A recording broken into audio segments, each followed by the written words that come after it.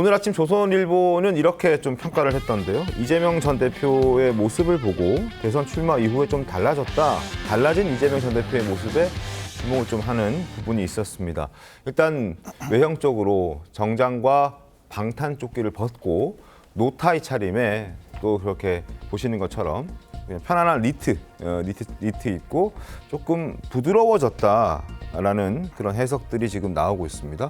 방탄복 벗어 던졌고 니트를 입고 있고 공개 일정은 최소화하고 있고 그리고 생방송 대신 녹화방송 위주로 움직이겠다. 그리고 SNS로 후원금 모금도 알린다. 여러 가지 이제 약간은 적극적으로 뭔가를 하기보다는 점점 줄여나가는 최소화하는 그런 분위기가 느껴지고 있습니다. 그래서 어제도 사실은 공개됐던 영상도 녹화 방송이었고 뭐 여러 가지들이 조금은 적극적인 행보보다는 다소 소극적인 행보를 하면서 안정적으로 가겠다라는 게 좀 읽히는 그런 대목들이었습니다.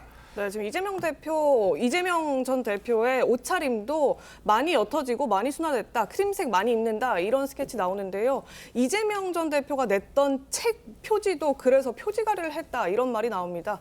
과거에 2차례 출판했던 본인의 저서는 흑백이었습니다. 모두 흑백의 표지였는데 요번에 이제 대선 출마하면서 낸 책 지금 보여드리겠습니다만 요번에 이제 출마하면서 낸 책은 저렇게 컬러로 따뜻한 느낌의 베이지색풍, 갈색풍의 컬러 표지로 흑백에서 컬러로 변화했다. 뭔가 이미지 쇄신을 조금 더 온건하고 따뜻하고 안정적인 느낌을 좀 주기 위해서 변화를 시도하고 있다. 이런 얘기들이 나오는 겁니다. 박성민 의원님 그렇습니까, 실제로?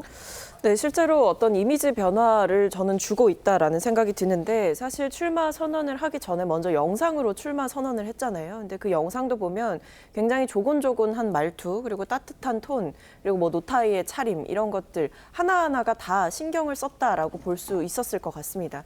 그러니까 그동안은 뭔가 이재명 전 대표를 향해서 굉장히 좀 강한 이미지, 뭐 예를 들면 과거 대선 때 나왔던 구호는 이재명은 합니다라는 거였지 않습니까? 근데 이번에도 보면 그런 이미지보다는 조금 국민들께 따뜻하게 다가가고 안정감 있는 모습을 보여주고자 하는 전략이 돋보이고 있다라는 생각이 들고요.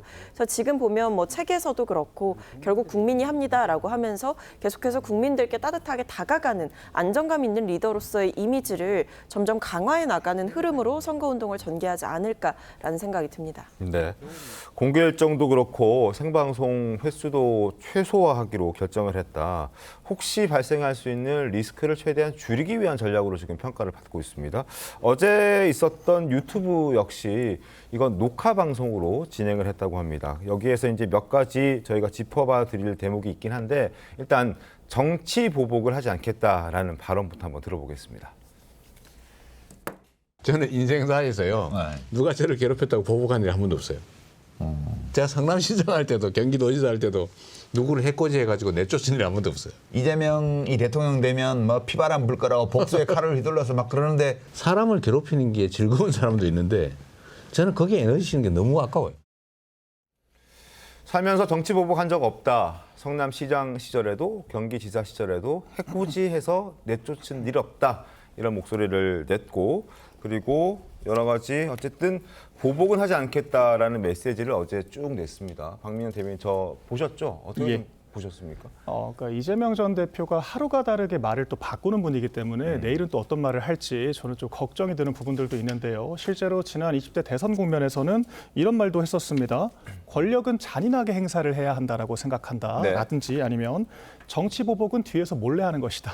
뭐 이런 이야기도 했었기 때문에 사실 그 어제자의 발언과는 좀 배치되는 측면들이 많았다라고 저는 생각을 하거든요. 그러니까 이런 것들이 어찌 보면 승기를 벌써 잡았다라고 생각을 하기 때문에 조금은 더 리스크를 좀 제거하기 위한 좀 로키 행보라고도 볼 수 있을 것 같습니다. 그런데 전 이렇게 좀 애티튜드만 바꾸는 걸로는 부족하다라고 생각을 하거든요. 과연 이재명 대표의 이런 행보가 내실이 있느냐라 그랬을 때 저는 좀 내부 경쟁자들을 대하는 태도를 보면 그렇지 않다라고 생각을 합니다. 네. 결과적으로 또 사실 본인이 주인공이 될 수 있는 경선인데도 불구하고 그마저도 리스크를 제거하기 위해서 사실상 그 5대5로 상당히 보수적인 규칙을 적용을 하지 않았습니까? 심판이 선수를 겸하는 상황에서 사실상 상대 후보들을 배제하기 위한 조치였다라고밖에 볼 수 없는 것이고 민주당 경선은 3강으로 치러지는 굉장히 좀 이를테면 졸속 경선이 될 수밖에 없는 상황이라고 저는 보거든요. 그래서 이런 것들이 저는 좀 여전히 대범하지 못한 모습들을 보여주고 있는 것이 아닌가라고 생각을 하고 네. 메시지뿐만 아니라 실제 행동으로 그런 좀 승기가 우세하다라고 하는 본인의 그런 대범한 모습들을 보여줄 필요가 있다라고 저는 생각을 합니다. 네.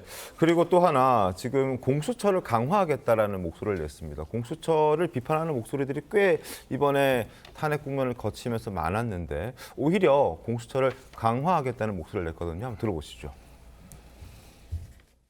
어떤 얘기가 있냐 하면 이재명이 대통령이 되면 검찰개혁 스톱시키고 자기 말 들을 사람 검찰총장 꼽고 이렇게 해가지고 칼 들고 와서 다 죽이는 거 아니야? 검찰 수사권 문제는 어쨌든 기소하기 위해서 수사하게 허용해서는 안 된다. 수사와 기소를 분리를 해야 돼요. 수사기관끼리도 서로 견제해야 돼요. 저는 공수처를 대폭 강화할 생각이거든요. 강성필 부대변인님, 자 이번 탄핵 국면에서 사실 공수처나 검찰이나 경찰이나 어떤 수사기관들 간이 좀 얽히면서 뭔가 교통 정리가 제대로 안 됐던 부분들이 있고 또 공수처가 여러 가지 논란도 자초한 부분도 있고 문제가 많았다는 지적이 있었음에도 불구하고 이번에 강화하겠다라고 하거든요. 이거 강화하겠다? 어떻게 좀 보셨습니까? 그러니까 이제 사실 공수처의 설립 취지는 네. 이 검찰의 기소 독점권을 분산을 시키자는 겁니다. 그러니까 기소권을 검찰만 가지고 있으니까 그 폐해가 있다는 것을 네. 사실 여당, 야당, 정치인들 다 인정을 할 겁니다. 그런 차원에서 공수처가 설립되었고 물론 설립된 지 얼마 안 됐고 또 공수처가 설립되는 과정에서 여당과 야당의 많은 부침이 있었기 때문에 법정 미비가 있었던 건 사실입니다. 그래서 이 법정 미비에 따른 공수처의 역량이 지금 낮다는 것도 우리가 인정을 해야 됩니다. 그렇기 때문에 앞으로 민주당 정부가 들어선다고 하면 이 공수처에 대해서 부족한 점을 조금 채워주고 또 잘못된 것은 또 고치고 이런 방향으로 가면서 이 검찰의 기소권은 독점해서는 안 된다. 그리고 우리가 최근에 불법적인 비상계엄에 관련돼서 이 수사기관들이 초창기에 막 경주마 달리듯이 막 수사를 경쟁을 했잖아요. 네. 그 과정 속에서 사실 폐해도 있었지만 사실 성과도 있었던 건 분명합니다. 그렇기 때문에 경찰, 검찰, 공수처가 사실 경쟁을 하는 이런 구도를 만들어주는 것도 저는 바람직하다. 하지만 공수처가 앞으로 개선돼야 될 점은 좀 있다. 이렇게 생각합니다. 네. 그러니까 짧게만 좀 반론을 드리면 공수처가 무슨 성과가 있었는지 잘 모르겠습니다. 이번 비상계엄이 있기 전까지 공수처가 출범한 지 4년이 됐지만 그동안에 구속영장 한번 발부받아보지 못했어요. 그렇게 경험도 일천하고 실력도 없는 조직입니다. 그런데 어떻게든 대통령 수사에서 체포구속해보겠다고 덤벼들었다가 한 달이 넘게 온 나라를 어지럽혔죠. 그것을 보수층 국민들도 보셨고 진보층 국민들도 보셨습니다. 어느 쪽에서도 만족해하지 않고 나라가 혼란스러운 것만 목격했거든요. 그러면은 원래 수사 구조상 필요하지 않은 공수처 같은 조직은요. 여야가 합의해서 폐지하는 게 맞습니다. 이걸 강화하려고 해봤자 강화가 되지가 않아요. 그리고 이재명 대표의 발언에서 한 가지 더 중요하게 문제점을 지적하고 넘어갈 것이 있습니다.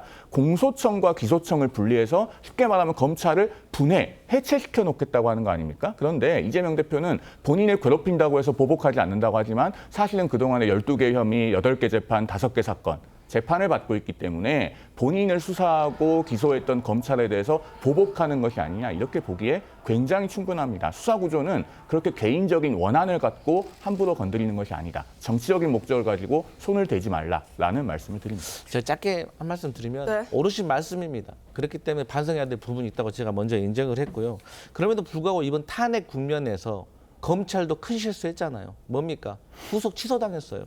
근데 어땠습니까? 즉시항고도 포기했습니다. 그렇기 때문에 공수처도 부족한 점이 있지만 또 그렇게 오래되고 수사 역량이 좋은 검찰도 실수할 때가 있다. 그래서 경쟁 관계는 필요하다 이런 말씀 드립니다. 물론 뭐 이재명 후보는 지금 본인은 정치 보복하지 않겠다, 뭐 어떤 보복도 하지 않겠다 이런 얘기 또 했기 때문에 일단은 송 변호사님 개인 의견으로 공수처에 대한 수사에 대한 보복 의지가 있다, 뭐 이렇게 개인 의견으로 좀 보도록 하겠습니다. 지금 이재명 전 대표가 이번에 낸 책안에요. 이런 부분이 관심입니다. 역대 민주당 출신 대통령이 대거 거론이 됐는데 이 역대 대통령 가운데 문재인 전 대통령의 이름만 쏙 빠졌다는 겁니다. 지금 이 자서전 보시면요. 김대중, 노무현 전 대통령 각 2번씩 언급이 됐습니다. 박정희 전 대통령도 언급이 됐는데 경부고속도로 건설, 산업화 초석을 이뤘다. 이런 평가도 더했고요. 박근혜, 윤석열 전 대통령도 어찌됐든 거론이 됐습니다. 그런데 단 한 사람, 문재인 전 대통령이 아예 한 글자도 언급되지 않았다는 겁니다. 박미영 대변인, 의도가 있는 겁니까? 어떤 생각으로 뺐을까요? 저는 여전히 문재인 전 대통령과 두 사람 사이에 앙금이 크게 남아있다라는 단서로 읽었습니다. 왜냐하면 지금 책에서만 이름이 빠진 것이 아니라 지난 탄핵 심판 국면에서도 문재인 전 대통령을 직접 예방을 하지 않았습니까? 네. 그 자리에 과거 문재인 전 대통령을 내란 선동 혐의로 고발까지 했던 이현주 현 의원을 바로 옆자리에 배석을 시켰습니다. 이런 것들이 또 많은 메시지가 되었다라고 생각을 하고요. 그러니까 겉으로는 통합 행보를 보이지만 속으로는 앙금이 남아있다 이 증거라고 생각을 하는데 결과적으로는 사실 5년 만에 정권 교체를 당했던 문재인 전 대통령 정권 당시에 좀 과실들, 정책 실패에 대해서 거리두기를 하는 걸로도 좀 볼 수 있을 것 같습니다. 자기 정권 지우기를 통해서 좀 내홍이 가시화되는 게 아니냐 저는 그런 생각도 들었는데 근데 실질적으로는 같은 실수를 반복하고 있다는 생각도 들어요. 왜냐하면 공수처가 오히려 실패를 거듭하니까 더 강화를 하겠다라고 이야기를 하는데 이것이 부동산 정책이 실패하니까 더 많은 규제를 통해서 극복을 하려고 했던 그래서 결국엔 20차례나 규제를 만들고 더 큰 실패를 맞이했던 문재인 정권과 저는 똑같은 데칼코마니라고 좀 보고 있거든요. 그래서 이제 겉으로만 그런 차별화를 하는 것이 아니라 조금 본인의 정책 행보 그 자체가 국민 눈높이에 맞는 식으로 변화해야 하지 않을까라는 생각이 저는 듭니다. 박성미 의원님, 문재인 청와대 출신이신데 지금 이 문 전 대통령만 쏙 빠진 이 대목 좀 어떻게 느끼십니까?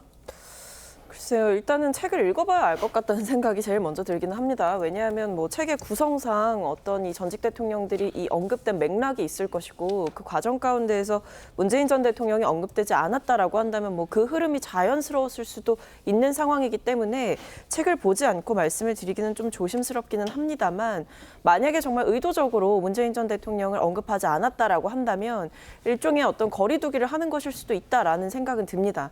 그러니까 문재인 전 대통령에 대해서 언급을 하면서 어차피 그렇게 되면 결국 과거 정권의, 과거 정부의 정책에 대해서 이야기를 할 수밖에 없고 그 정책에 대해서 여러 가지 말을 얻는 것이 지금 조기 대선 국면에서 불필요하다라는 판단을 했을 수도 있겠다라는 생각이 드는데 그럼에도 불구하고 저는 뭐 그렇게 의도적으로 이렇게 문재인 전 대통령을 일부러 배제했다 이렇게 생각이 들지는 않고요. 아마 책의 구성상 그 부분이 굳이 들어갈 이유가 없지 않았을까라는 생각에 조금 더 힘을 보태봅니다.